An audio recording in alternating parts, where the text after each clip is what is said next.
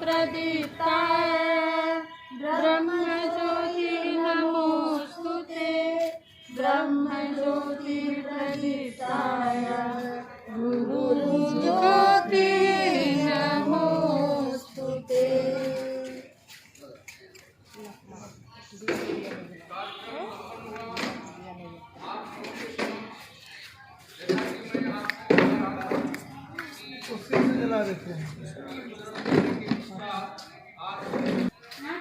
कि आज के दिन हमारे पास जो ऊर्जा है उस ऊर्जा को हम सही दिशा में लगाने का संकल्प लेते हैं और इसी संकल्प के साथ हम आगे बढ़ रहे हैं। जैसा कि कहा गया है कि चैत्र शुक्ल प्रतिपदा दूर करेगी आपदा। ये तमाम प्रकार की जो आपदाएं हैं जो आज हम उस आपदा से जूझ रहे हैं, चाहे वो प्राकृतिक आपदा हो, आर्थिक आपदा हो, सामाजिक आपदा हो, राजनीतिक आपदा हो, किसी प्रकार की आपदाओं से जो हम आज जूझ रहे हैं और उस तमाम प्रकार की आपदाओं को समाप्त करने के लिए हम आहूत करते हैं और इस दीप प्रज्वलन के माध्यम से आज यह अपनी भावनाओं का हमने इजहार किया है समवेत भाव से और अपनी इस ऊर्जा पुंज के माध्यम से पूरे भारतवर्ष को राष्ट्रीय स्तर पर हम ये संदेश देना चाहते हैं कि हम इस अपनी ऊर्जा के साथ हम आगे बढ़ेंगे और किसी भी दशा में हम पीछे नहीं रहेंगे। ये हमारे लिए ये गौरव की बात है। और कहा गया है कि आज का जो दिन है डॉक्टर केशव बलिराम हेडगेवार जो संघ के संस्थापक हैं उनका भी आज जन्मदिन है और ये हमारा जो दिवस है ये बहुत ही महत्वपूर्ण है। और ये भी कहा जाता है कि राम का जो राज्याभिषेक आज के दिन ही हुआ था। ब्रह्मा ने सृष्टि की रचना आज के दिन ही की थी।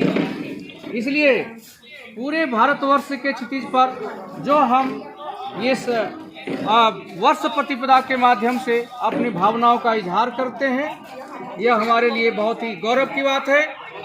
और हम ये इसके माध्यम से ये संदेश देना चाहते हैं कि इसी जोश के साथ और इसी पवित्रता के साथ शुचिता के साथ मन के साथ हम लोग समवेत भाव से आगे बढ़ेंगे और विश्व में अपना परचम लहराने का प्रयास करेंगे। इतना ही कह करके मैं अपनी वाणी को विराम देना चाहूँगा।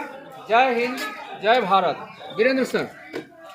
अब मैं माननीय मनोज जी से निवेदन करूंगा तो हमारे विद्यालय के वरिष्ठ आचार्य और होस्ट के प्रमुख पूरे प्रांत के जो अपना इस 9 वर्ष के अवसर पर बौद्धिक रखने के लिए तैयार शुरू करेंगे। इनका बौद्धिक बहुत ही यशस्वी और प्रभावी होता है। 9 वर्ष के अवसर पर मैं आग्रह करूंगा मनोज जी से कि वो आकर के भारत माता का पूजन करें और प्रकाश डालें 9 वर्ष के अवसर पर।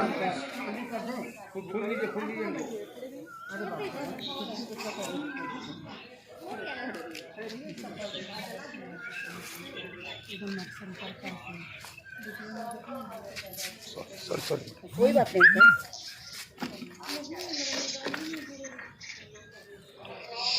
वहीं से दीजिए। सर्वप्रथम आप लोग का जो अपना मोबाइल का जो ऑडियो है उसको म्यूट कर लीजिए ताकि आवाज़ जो टकरा रहा है स्पष्ट सुनाई देगा। तो अपना म्यूट कर लीजिएगा तो अच्छा सुनाई देगा। आज अपना विक्रम संवत का वर्ष के पहला प्रथम दिन आज है। आप सभी को मंगल कामना आप लोगों को। आज जैसा कि जानकारी है कि आज से अपना नव वर्ष प्रारंभ हो रहा है। आज का दिन का महत्व बहुत सारे महत्व हैं। जिसके बारे में कुछ संक्षिप्त आपको जानकारी मैं दे रहा हूँ कि आज के दिन मतलब चैत्र शुक्ल प्रतिपदा के दिन ही ब्रह्मा जी के द्वारा इस सृष्टि की रचना प्रारंभ हुई थी। आज जो हम लोग अपने आसपास जितने भी चराचर जगत के जितने लोग जिस जीव भी देख रहे हैं, इसकी संरचना ब्रह्मा जी के द्वारा रचना की गई है। यह आज के दिन ही हुआ था। इसके बाद आज का दिन का महत्व, भगवान श्री राम का राज्याभिषेक, यह भी आज के दिन ही हुआ था। द्वापर युग में महाराज युधिष्ठिर का राज्याभिषेक भी आज के दिन ही हुआ था। भगवान झूलेलाल का जन्म आज के दिन ही हुआ था। सिख धर्म के गुरु अंगद देव, उनका भी जन्म आज के दिन ही हुआ था। और आपको जानकारी के लिए बता दें कि अपना जो विद्या भारती विद्यालय जो चलता है, यह राष्ट्रीय स्वयंसेवक संघ के प्रेरणा के द्वारा, जिस कारण राष्ट्रीय स्वयंसेवक संघ के संस्थापक डॉक्टर केशव बलराम हेडगेवार जी का जन्म भी आज के दिन ही हुआ था। बहुत सारी जानकारी आपको अन्य आचार्य जी के माध्यम से आपको मिला। मैं एक डॉक्टर साहब के बारे में आपको मैं बता रहा हूँ। डॉक्टर केशव बलराम हेडगेवार, जिनका बचपन का नाम केशव था। केशव का जन्म विक्रम संवत 1946 चैत्र शुक्ल प्रतिपदा के दिन हुआ था।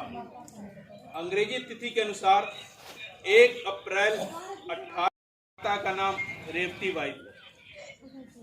इनका जन्म जो हुआ था वह नक्षत्र था, उस समय मूल नक्षत्र। जब जन्म हुआ था तो उनके रिश्तेदार और आसपास के लोग उन्हें सब कोई कहते थे अशुभ है, इनका जन्म मूल नक्षत्र में हुआ था, अब यह अशुभ लड़का है, इस तरह का।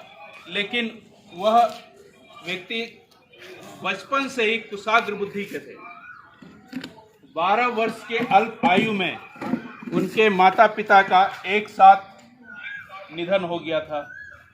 उनके बड़े भाई जो पैसे से पुजारी थे, पूजा पाठ कराते थे, किसी के घरों में जाके जजमान के यहाँ पूजा पाठ कराते थे, उसी से जीवन यापन करते थे।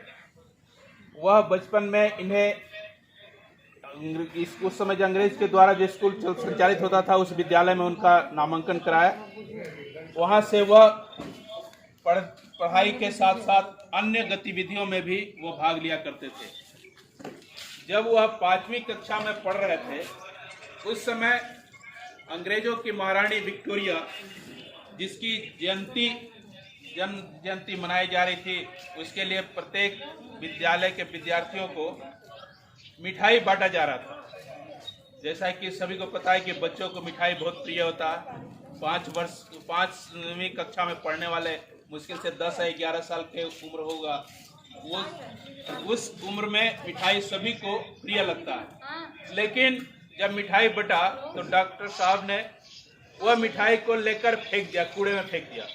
सभी लोग आश्चर्य किए, क्यों फेंक रहे हो, क्यों, मिठाई तो अच्छा है, क्यों फेंक रहे हो? तो उन्होंने कहा था कि यह मिठाई अंग्रेजों का है, यह जन्म जयंती अंग्रेज का है, जो अंग्रेज राजा जो उसका है, वह हमारे देश में आकर के राज कर रहा है, हमें गुलाम बनाए हुआ है, तो उस व्यक्ति का जन्म जयंती हम क्यों मनाएं और उसके द्वारा मिठाई दिया हुआ हम क्यों खाएं? इसलिए मैंने फेंक दिया। और अपने कुछ सहपाठियों को भी संदेश दिया कि यह मिठाई नहीं खाना चाहिए, मत खाओ, क्योंकि यह हमारे जो गुलाम बनाए हुए हम लोगों को, उसका द्वारा मिठाई है, इसलिए। तो उन लोग भी उनसे प्रेरित होकर कुछ और भी उनके मित्र जो थे वह भी मिठाई को नहीं खाए, फेंक दिए। इस पर उस विद्यालय के जो प्रधानाचार्य थे नाराज हुए और उन्हें बुलाकर दंड देने के लिए बुलाया और दंड दिए। दंड के रूप में उन्हें विद्यालय से निकाल दिया गया। तो वह फिर दूसरे विद्यालय में उनका नामांकन हुआ। वहाँ पर भी कुछ क्रांतिकारियों के जो आंदोलन वगैरह चलता था, उसमें उस समय जो था अंग्रेज के समय में वंदे मातरम बोलना बैंड था कि कोई नहीं बोल सकता।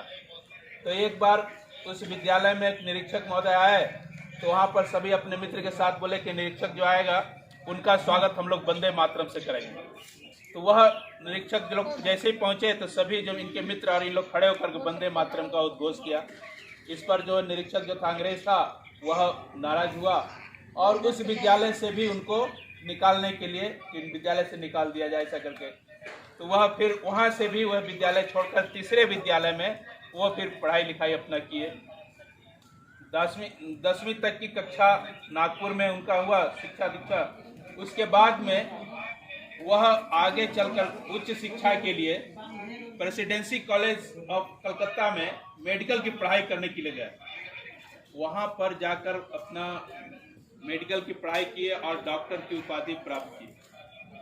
जब वह डॉक्टर की उपाधि प्राप्त करने के पश्चात उसी कॉलेज के एक प्रोफेसर थे, वो बहुत बड़े डॉक्टर थे बर्मा में। उस समय का बर्मा जो देश था ब्रह्मदेश वहाँ के, तो उन्होंने इनको निवेदन किया इनसे कि आप चलिए हमारे देश बर्मा में हमारे क्लिनिक को संभालिएगा और वहाँ पर आकर के आप डॉक्टरी का काम कीजिएगा। तो डॉक्टर साहब ये जो है वह साफ इनकार कर दिए, बोले नहीं, मुझे डॉक्टरी का नौकरी नहीं करना है, मुझे देश सेवा करना है। और वहाँ से वह वापस नागपुर आ गए। नागपुर आने के पश्चात वह अन्य क्रांतिकारियों लोग के साथ मिले और देश के स्वाधीनता आंदोलन में कार्य करने लगे, उनका सहयोग करने लगे। वह करते हुए कुछ बीच में कुछ कालखंड कांग्रेस में भी वह रहे, कांग्रेस पार्टी के सदस्य रहे और बहुत दिनों तक उसके साथ काम किया। बाद में उन्हें आभास हुआ कि यह कांग्रेस पार्टी में रहकर देश की सेवा नहीं कर पाएंगे, इसलिए अब कुछ और कार्य हमको करना चाहिए जिससे वह। तो उस समय उन्हें अनुभव हुआ कि यह देश में जो हमारे जो स्थिति है, परिस्थिति, इसको ठीक करने के लिए हमें संगठित होना पड़ेगा। वह संगठित करने के लिए कुछ छोटे छोटे बालक को लेकर 5 छोटे बालक को लेकर सन 1925 में विजयादशमी के दिन वे राष्ट्रीय स्वयंसेवक संघ की स्थापना की। जब वह राष्ट्रीय स्वयंसेवक संघ की स्थापना कर तो वह साथ में 5-7 लोगों को लेकर खेलते थे और देश के बारे में बताते थे। तो उनके अगल बगल के लोग उन्हें कहते थे कि ये पढ़ लिख करके मूर्ख हो गया, ये क्या क्या बता रहा है, क्या समझा रहा है, यह चीज बोलता है कि हिंदुओं को संगठित करेगा, क्या यह संभव है।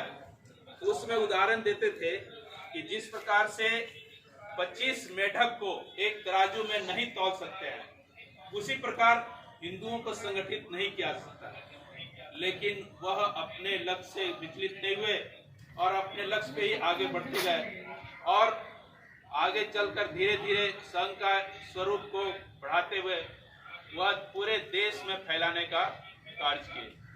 आज उनका बीज बोया हुआ राष्ट्रीय स्वयंसेवक संघ वह इतना बड़ा वृक्ष हो गया कि जिसके शाखाएं हर क्षेत्र में कार्य कर रही है। आज दुनिया के सभी क्षेत्रों में राष्ट्रीय स्वयंसेवक संघ के अनुषंगिक कार्य कर रहा है।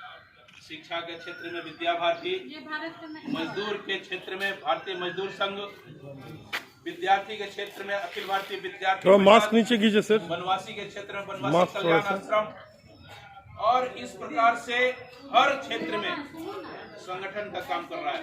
अपने आज के समय में राष्ट्रीय स्वयंसेवक संघ के लगभग 108 अनुषंगिक कार्य कर रहे हैं। इस प्रकार से वह छोटा सा बीज आज इतने बड़ा वृक्ष बना है और राष्ट्रीय स्वयंसेवक संघ अभी आज के समय में अछूता नहीं, हर व्यक्ति जान गया। हर व्यक्ति जानता है कि राष्ट्रीय स्वयंसेवक संघ क्या है। दुनिया का सबसे बड़ा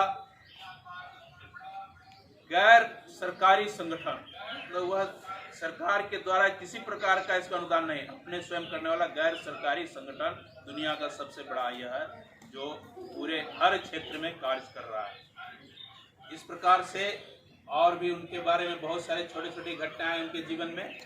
वह भी एक घटना आपको मैं बता दूं कि वह जब छोटे थे उनसे बचपन का एक घटना आपको आज बताता हूं कि वह कैसे किस प्रकार से थे। तो वह प्रतिदिन अपना शरीर स्वस्थ हो, उसके लिए प्राणायाम और दंड बैठक व्यायाम करते थे। वह जब 14 वर्ष के आयु में 14 वर्ष के अल्प आयु में एक बार उनके मामा उनके घर आए हुए थे, तो खेल खेल में मामा का अंगूठी उनके हाथ से एक कुएं में गिर गया। उनके घर में एक छोटा सा कुआं था, उसी कुएं में गिर गया। अब वह भय से कि मामा बाद में हमको डांटेंगे, कुछ बोलेंगे, इस अंगूठी को बाहर निकालना चाहिए। तो कुएं में पानी था भरा हुआ, तो हुआ कि कैसे निकाला जाए। तब अपने भाई की मदद से भाई को बुलाया, उसके बाद बोले कैसे से है, कुआं से निकालना। बोले कैसे निकलेगा? बोले इतना पानी तो बहुत है। बोले क्यों नहीं, पानी को बाहर निकाल दें, उसके बाद हम इसमें से अंगूठी निकाल लेंगे। तो रात भर परिश्रम करके बाल्टी के द्वारा पानी को खींच करके रात भर में उस कुएं का पानी को सुखा दिए, निकाल दिए बाहर, और निकालकर उसके बाद अंगूठी को उसमें से बाहर निकाले। यानी कि उस समय उनके पास में इतनी सामर्थ्य, बुद्धि और कौशल था कि उसको पानी को भी कुएं से पूरे कम करके निकाल दिए। इस प्रकार के और भी बहुत सारे उनके बारे में जीवन में छोटी छोटी घटना है। वह आज के लिए इतना ही काफी है। वीपी सिंह सर, को धन्यवाद। मैं आज दीदी जी जो कि भारत माता का गीत प्रस्तुत करेंगी, इनके लिए जो आप जो भी कहें, संगीत के विद्यालय में महारत हासिल किए हुए हैं, और ये दीदी जी आज भारत माता के पूजन में जो गीत प्रस्तुत करने जा रही हैं, आप लोग ध्यान से और इससे और पीछे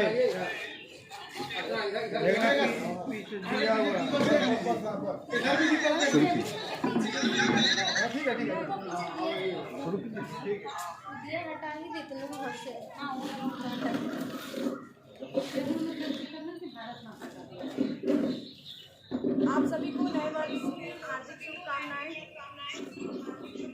वेदों का यह देश हमारा सुंदर स्वर्ग समान है। वेदों का यह देश हमारा सुंदर स्वर्ग समान है।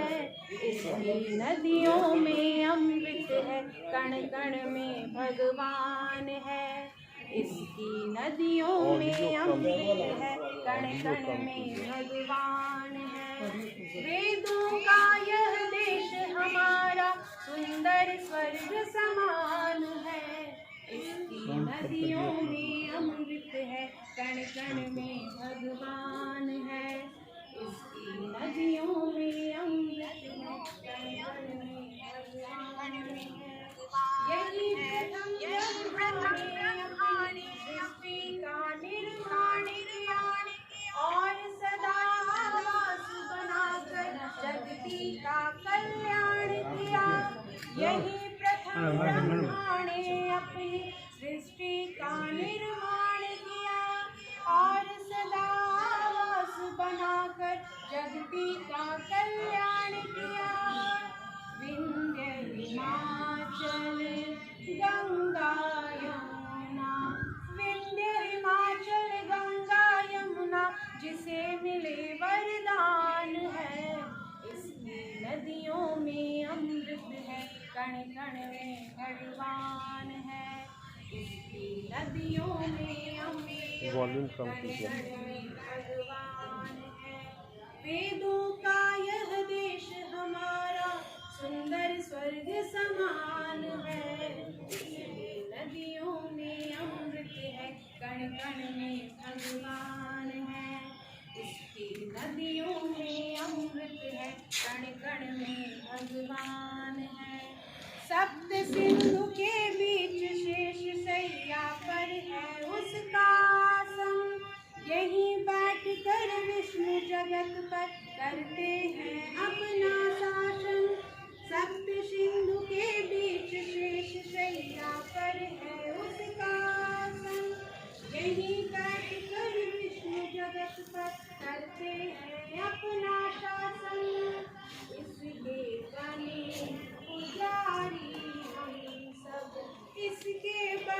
पुजारी हम सब करते नित्य गुणगान है।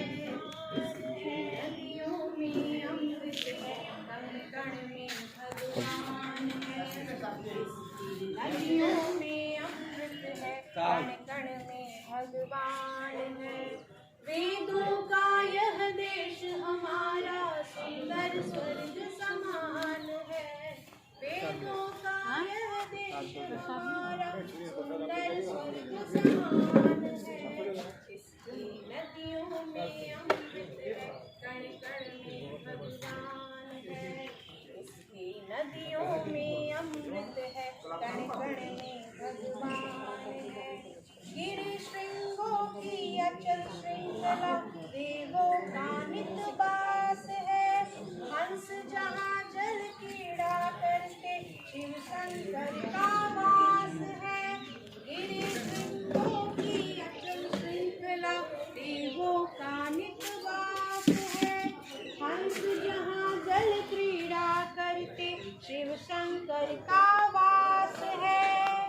उसके ताल भरे तांडव में, उसके ताल भरे तांडव में भरे अनेक विधान है। इसकी नदियों में अमृत है, कण कण में भगवान है। इसकी नदियों में अमृत है, कण कण में भगवान है। वेदों का यह देश हमारा सुंदर स्वर्ग समान है। वेदों का यह देश हमारा सुंदर स्वर्ग समान है। इसकी नदियों में अमृत है, कण कण में भगवान है। इसकी नदियों में अमृत है, कण कण में भगवान है। इसकी नदियों में अमृत है, कण कण में भगवान है। धन्यवाद। चलिए, और कुछ है? VP Singh sir.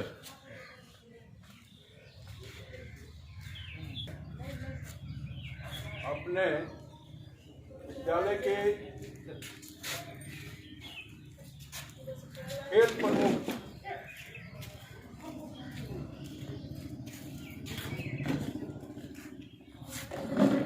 संगीत प्रमुख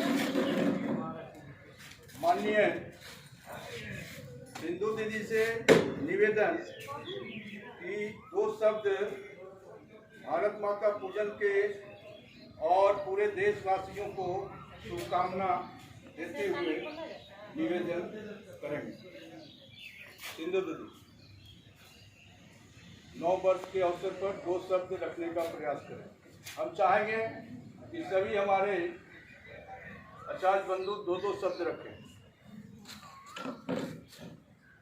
माननीय उपस्थित आचार्य वृंद, आप सबों का सरस्वती विद्या मंदिर कृषि की ओर से मैं हार्दिक अभिनंदन करती हूँ। बड़े ही हर्ष की बात है कि आज हम लोगों का हिंदुओं का नया वर्ष प्रारंभ हुआ है। इसे हम लोग नववर्ष के रूप में मनाते हैं और आप सबों को मेरी ओर से नए वर्ष की हार्दिक शुभकामनाएं। अब मैं माननीय दिनेश वरिष्ठ आचार्य बायोलॉजी डिपार्टमेंट से आग्रह कि 2 शब्द रखेंगे। सनातन परंपरा के अनुसार आज 9 वर्ष है और सभी को 9 वर्ष मंगलमय हो, मैं ये कहना चाहूँगा। मैं माननीय मैथ प्रमुख से आचार्य जी से आग्रह कि 2 शब्द 9 वर्ष के अवसर पर रखेंगे। आज 9 वर्ष है, हम लोग हिंदू के रीति के अनुसार आज मनाते हैं। इस अवसर पर आज हम लोग सभी अपने विद्यालय परिवार को और पूरे देशवासियों को मंगलमय की कामना करता हूं। और आज जो अपने बीच मनोज जी जो आज हेड गवार जी के बारे में बताए, उनका जन्मदिन है, तो उनके चरित्र से हम लोग को प्रेरणा लेनी चाहिए और अपने में उसको उतारना चाहिए। धन्यवाद। केमिस्ट्री डिपार्टमेंट माननीय विनोद कुमार झा जी से आग्रह कि 2 शब्द देशवासियों को दें 9 वर्ष के अवसर पर।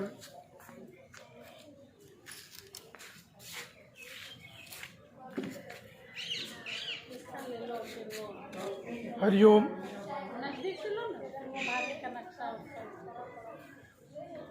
आप सभी को नव वर्ष की शुभकामनाएं। नव वर्ष मंगलमय हो। सर्वप्रथम आज के ही दिन हम लोग नव वर्ष क्यों मनाते हैं, यह एक बहुत ही सटीक प्रश्न है। आज हम लोग देखते हैं कि चारों तरफ पेड़ पौधे में नवीन नवीन पत्तियां निकल रही है, नवीन नवीन पत्तियां निकल रही है और इन पत्तियों को देखकर लगता है कि नव वर्ष का आगमन हो गया है। आम में मंजर के साथ टिकोले भी आ गई है। तो इस क्रम में मैं इतना ही कहूँगा कि आज के दिन हम लोग नव वर्ष मनावें, हर घर में दीपक जलावें, अपनी हिंदू सभ्यता संस्कृति को बढ़ावें और इस प्रकार नव वर्ष आप सबका मंगलमय हो। साथ साथ आप स्वस्थ एवं कोरोना मुक्त हो, भय मुक्त हो। इसी आशय के साथ मैं पुनः शुभकामना देता हूँ। नव वर्ष मंगलमय। धन्यवाद। मैं अब समापन के लिए इंग्लिश डिपार्टमेंट रंजना जी से आग्रह करूंगा कि धन्यवाद का 2 शब्द बोलें।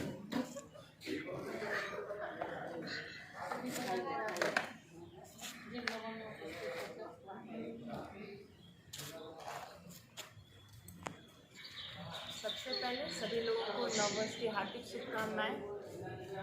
आज नव वर्ष है और ये बताने की जरूरत क्यों पड़ रही है। जैसे 31 दिसंबर के बाद 1 जनवरी 31 को हम लोग न्यू ईयर सेलिब्रेट कर लेते हैं, इंग्लिश न्यू ईयर। वैसे ही ये नवरात्र शुरू होने वाले दिन अगर हम लोग नए नव वर्ष मनाएं तो इससे अच्छी बात कुछ नहीं हो सकती। एक संकल्प के साथ हम लोग इंडियन नहीं, हम लोग भारतीय हैं।